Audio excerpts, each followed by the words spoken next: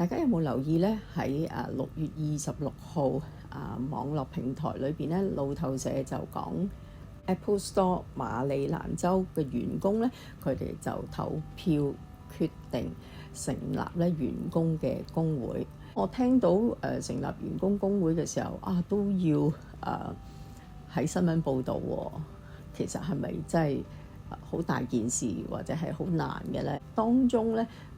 個報道都有講，原來喺上年2021年疫情當中，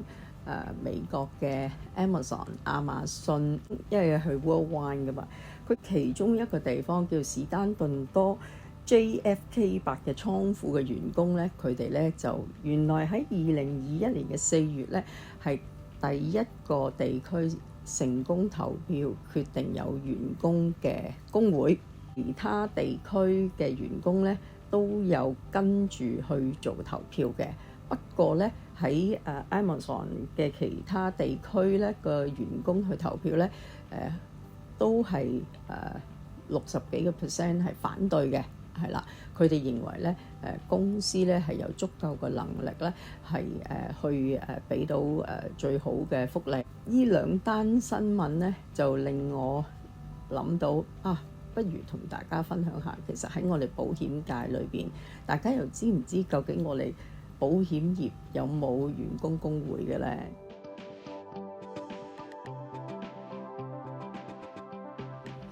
我睇完網上嘅資料咧，就見到啲報道就係話原來咧嗰啲員工咧想做一個工會咧，嗰間公司咧係可以反對嘅嚇，即係唔贊成佢哋去做一個工會，即係某程度上大家有少少對立面啦嚇。唔同行業咧有唔同行業嘅需求啦嚇，咁我就唔係太理解即係你話佢哋係倉庫形式或者佢哋喺商業上嘅運作啦。不過咧喺保險業裏邊咧，其實以我所知啦嚇，中有一間超過100年歷史嘅保險公司咧，好多年之前已經係有一個保險經理人員嘅工會嚇，係好早好多年前已經成立咗噶啦嚇，而其他保險公司咧應該就未有嘅嚇。自己都係當中嘅成員之一啦，我都想同大家分享下究竟有一個管理層嘅工會對客戶有冇咩特別大嘅影響呢？定係我哋純粹係淨係為員工去爭取福利呢？喺保險公司裏邊嘅管理層工會咧，就係話佢一定要上到管理階層啦，係啦，即係有自己嘅團隊嘅經理級同時先至可以入呢個工會啦，呢個第一。咁舉個例子啦，間大嘅保險公司有2萬個前線嘅保險顧問，上得管理階層嘅咧，大約啦，譬如1500個經理啦，呢1500個經理咧就會入到嗰個管理層嘅工會嚇。而呢1500個經理當中，佢哋都會分每一個區域咧去派一啲代表，係啦，每一個月咧就去開會，分別喺無論公司嘅賠償部產品研發部或者同事嘅升職制度佣金制度或者同其他公司各方面個福利比較嚇，亦都仲有 IT 部啦，係啦，因為事實上一間大嘅保險公司咧，佢有好多個我哋叫做 service platform， 即係能夠提供到好多唔同嘅平台俾到客戶啊嘛。咁每一個平台咧都需要我哋前線嘅同事發覺當中點樣可以好啲咧？有啲咩意見可以俾公司咧？公司而家嘅電腦系統會唔會有一啲唔係做得最好咧？或者點樣可以令到個人客user friendly 啲咧？用啲嘢就由營業員反映嚟個1500個經理知道，1500個經理裏邊咧，當中亦都大約有100個代表，而呢100個代表咧就係去每個月同公司唔同嘅部門、唔同嘅高層去反映喺市場上發生緊咩事咧。大型嘅保險公司啦嚇，講緊要運作咧，其實個部門咧講緊有10幾20個。公司內部嘅員工或者內部高層，其實不停都係去監管啦，或者去研發啦，係啦，或者去跟進當中嘅營運啦嚇。但係實質前線市場有啲乜嘢更新？舉個例子，譬如喺疫情當中係啦，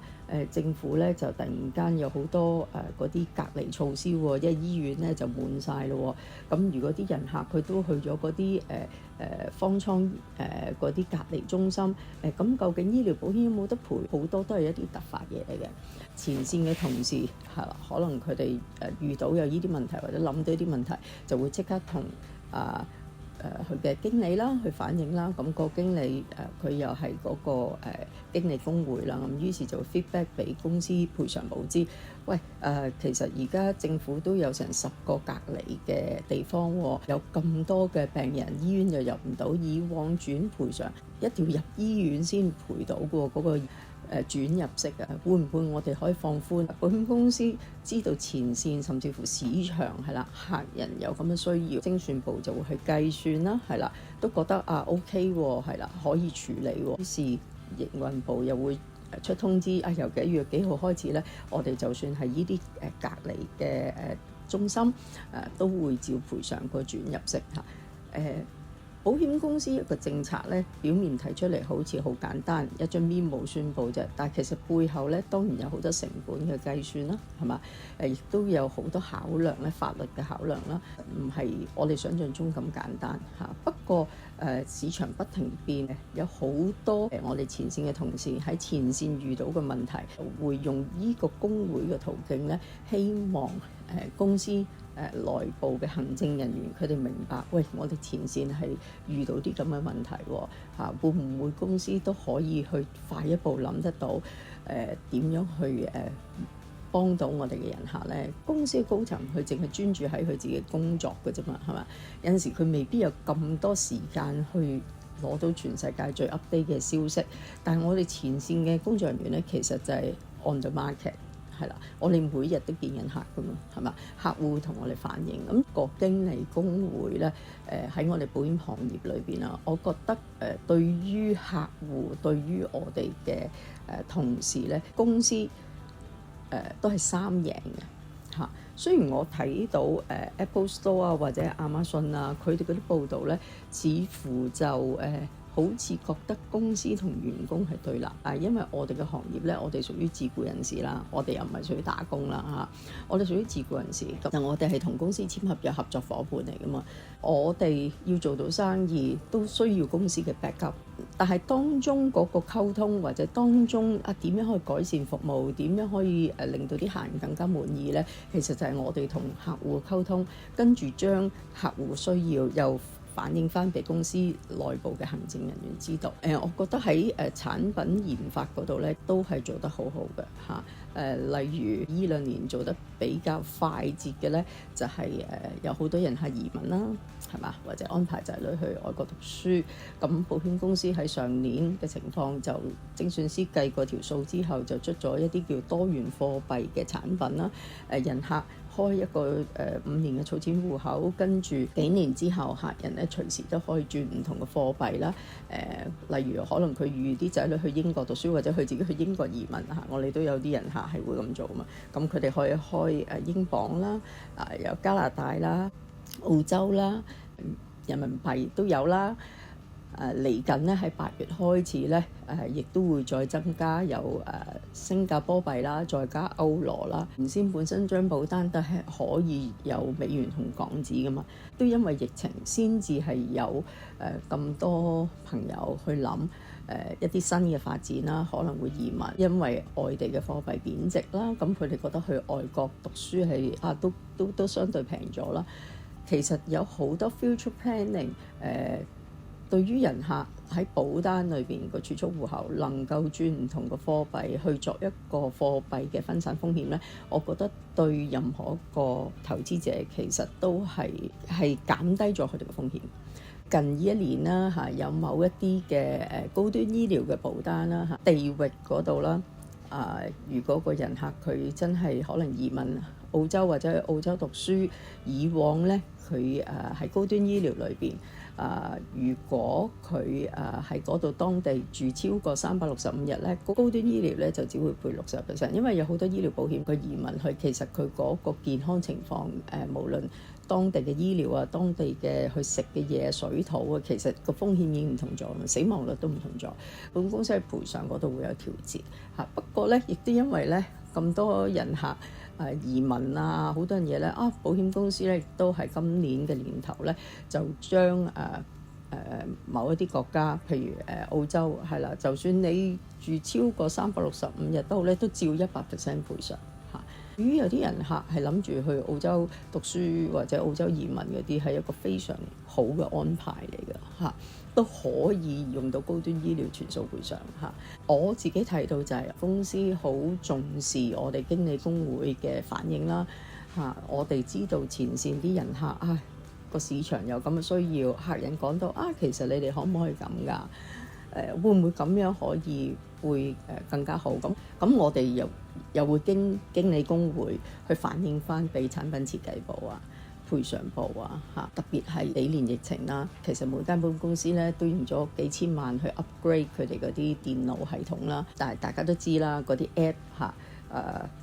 又要保密又要私隱咁，但係咧又要多功能，喺依幾年嘅適應期間咧，嗰啲 apps 咧嘅更新咧其實都幾多嘅，咁變咗有陣時客人覺得真係太多資料，有陣時我都即係唔係好識用。我哋前線有咁多嘅客人反映俾我哋啲營業員知，我哋如果大部分營業員都覺得喂嗰個 icon 好似唔係好覺喎，可唔可以呢一樣嘢咁重要，可唔可以容易啲俾個客戶睇到咁？好似好細節嘅嘢但係咧經我哋前線嘅營業員去接觸客戶，知道客戶需要嘅時候咧，其實我哋知道乜嘢係最幫到嘅人客，咁我哋就會反映俾經理工會知，經理工會就會將呢啲嘅反應咧就講俾公司真正行政部嘅同事知道，咁佢哋知道個聲音，亦都會精準一啲、方向性一啲去改善公司嗰個無論電後系統或者產品嘅更新或者匯報或者頭先講嘅唔同貨幣點樣去迎合個市場。如果間保險公司佢能夠提供到有經理工會咧，我覺得係真係幫到成間公司嗰個生意啦，同埋嗰個運作啦，同埋嗰個品牌嘅經營啦，我覺得好多方面都係有幫助嘅。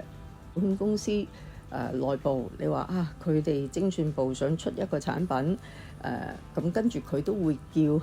經理工會嗰啲同事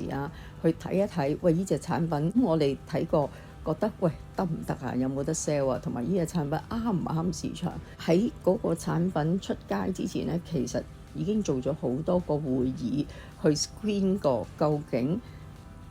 內部同事嘅想法同我哋推銷員嘅想法，而我哋推銷員咧亦都明白個市場究竟啱唔啱噶嘛。line up 咗呢隻嘢咧，可能一個產品研發其實真係要年幾兩年嘅時間。大家都共識到公司又有佢公司嘅成本係嘛，同時亦都可以反映喂究竟啱唔啱市場用先你推咗隻產品出嚟，啲 sales 都覺得唔好，就自然唔會去推銷俾啲客人㗎啦，係嘛？所以我覺得呢一個嘅經理工會咧，好幫到3方面嘅利益嘅。都例如啦，譬如其他保險公司喺營業員嘅佣金或者升職制度有啲乜嘢新嘅 idea， 喺經理工會裏邊，我哋亦都會提出其實行家咧而家近期有啲咁嘅升職制度因為係由管理階層嗰度去做代表咁，所以有陣時營業員佢有一啲 feedback 或者一啲感受同管理階層過濾咗啦，覺得邊啲咧係令到公司亦都能夠有機會認同嘅，而又對我哋前線同事有利益，大家都係雙贏嘅時候咧，先提出嚟咧，咁我覺得嗰個方案咧就比較實際啦，同埋對大家都有利益咧，攞出嚟傾先有意思噶嘛，係嘛？如果你話喺保險行業裏邊，如果間保險公司佢能夠有經理工會嘅事實上無論對客人啦、前線嘅保險顧問嘅同事啦，對公司嘅行政部嘅管理啦，其實大家都係坐埋同一條船咯，係啦，同一條心啦。咁所以好多時我都同啲客人啊，無論係個人客戶或者啲企業客戶，我都同啲 HR 講，或者一啲財務總監講啊，你覺得我哋公司有啲乜嘢可以再做得好一啲啊？或者喺邊啲嘅系統度可以做得好一啲啊？或者產品上有啲咩有陣時同你傾偈，佢哋覺得如果咁樣就會更加好啦。有陣時同啲客傾偈，有啲客都好有創意㗎嘛，係嘛？如果你有呢啲咁嘅產品咧，你都話俾我聽㗎。咁有啲客都會問我㗎，你哋會唔會有機會有啲咁嘅產品咧？即係因為市場有需要嘛。咁但係其實喺保險公司角度，其實第一佢哋未必知個市場需要，第二就係佢哋純粹係用精算成本去計數嘅啫嚇，俾佢計到個天下無敵產品出嚟，但係原來市場冇需要嘅，又大家嘥心機啦，係嘛？有需要，但係保險公司計唔掂嘅成本都唔會出到個產品。今日都俾大家認識下，其實一間保險公司有經理公會咧，其實無論對客戶啦、對前線嘅保險營業員啦，甚至會對公司嘅內部行政營運啦、公司嘅業績啦，整體咧都係有好嘅影響嘅嚇。咁如果你都諗住想加入保險公司嘅話咧，喺呢一方面去考量一下，因為你入一間保險公司，如果你都諗住自己有機會入管理階層嘅話咧，當然係入一間可以反映你聲音嘅保險公司，可能就會好似我哋公司咁，有好多經理其實已經做咗20-30年嚇，大家都好忠於間公司係啦，亦都係希望同公司坐埋條船，希望間公司係繼續成長，繼續提供最好嘅服務俾我哋嘅客戶咯。如果你覺得咧，我哋今日分享嘅內容咧係對你有啟發啦，甚至乎